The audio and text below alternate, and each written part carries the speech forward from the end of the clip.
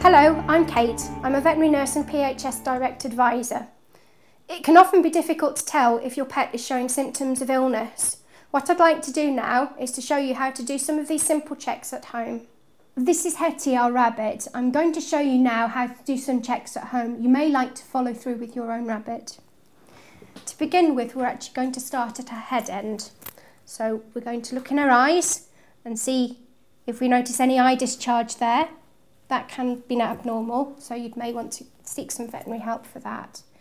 Now, we need to check her jawline as well. Rabbits can actually get a disease that affects their teeth, and sometimes they can develop abscesses underneath their jaw. Also, you can notice as well if the rabbit's not eating as much as they would normally, or if there's any dribbling signs around the mouth, even under the chin, that can also indicate some problems there. Okay, so we're going to have a look at Hetty's gums now, if she'll let me. There we go, we can just about see that. They're nice and pink, that indicates a circulation. We can also check under the eye as well, so we're just going to lower her eyelid a little. As we can see, that's nice and pink there. It's a little bit more difficult to assess the circulation in a rabbit, purely because of the areas that are available to us. Okay. As we're going down, we're going to check through her body as well, again feeling for any problems, any lumps or bumps or anything like that. Rabbits are prone to getting abscesses, so they can develop them pretty much anywhere on their bodies really. Okay, as we notice, Hetty's sitting there, she's quite good, and we're noticing her breathing.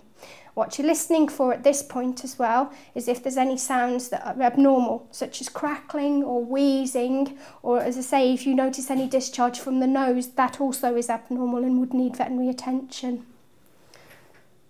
We can have a listen to her chest, so if I put my ear to her chest, I should be able to hear her breathing. There we go.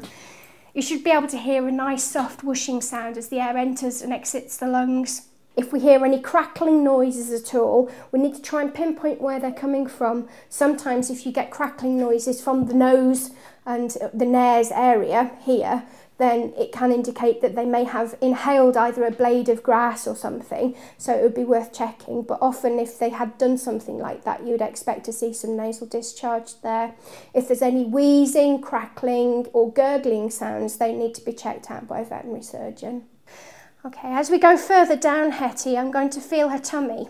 Now we need to see as to whether it feels hard or doughy. If it feels doughy, there may be a reason for that. Again, that would need assessment by a vet. If we notice that the tummy's really, really hard, or it sort of resonates almost like a drum, so you can actually tap it and feel, then that may be an indication that there's a problem with the guts, which would need veterinary attention. You can also have a look at the bottom as well. So if you gently lift the tail and you're looking to see if there is any abnormal signs such as diarrhea, which really is bad in a rabbit, okay, or if there's any nasty niffs, so any fishy smells or anything that wouldn't normally be normal for a rabbit. Now in Hetty's case, she doesn't really have any niffs going on there. The other thing that you can actually do is if you take your rabbit carefully, putting your fingers and your thumb either end of the front of the feet and gently lift them up against you, so their back's against your chest. You can actually have a look at the bottom a bit clearer. As you can see, there's no signs of any urine scalding at all, okay, or any signs of any diarrhea around this area, which is really good because we don't want to be seeing that. There we go. Let's pop it back up the right way.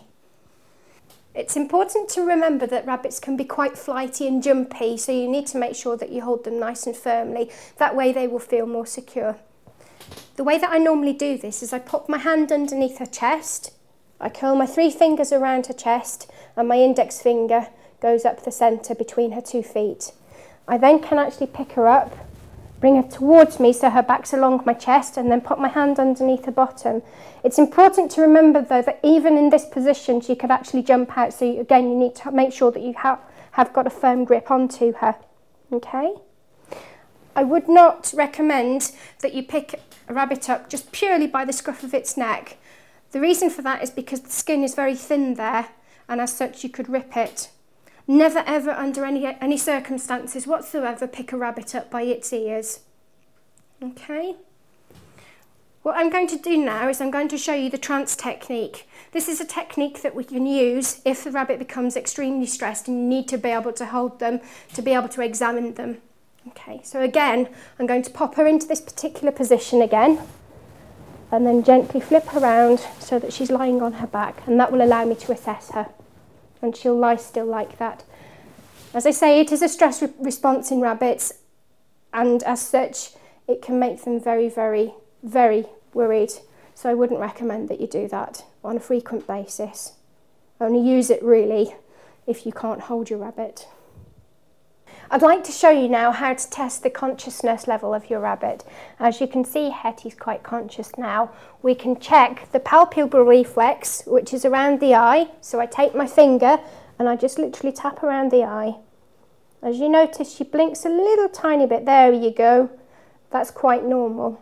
The other reflex that you can check is the pedal reflex. So all you do is take her foot and then part the two toes until you get to the web skin, and then just literally pinch. As soon as you pinch, she should retract her foot.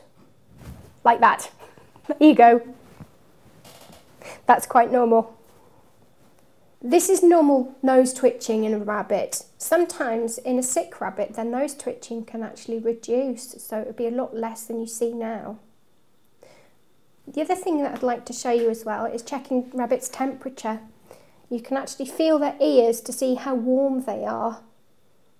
That's usually a good indication. I hope these few simple tests will really help you and your pet. It's worth remembering them because you never know when you may need them. We at PHS are here to help you. If you are worried about your pet, give us a call.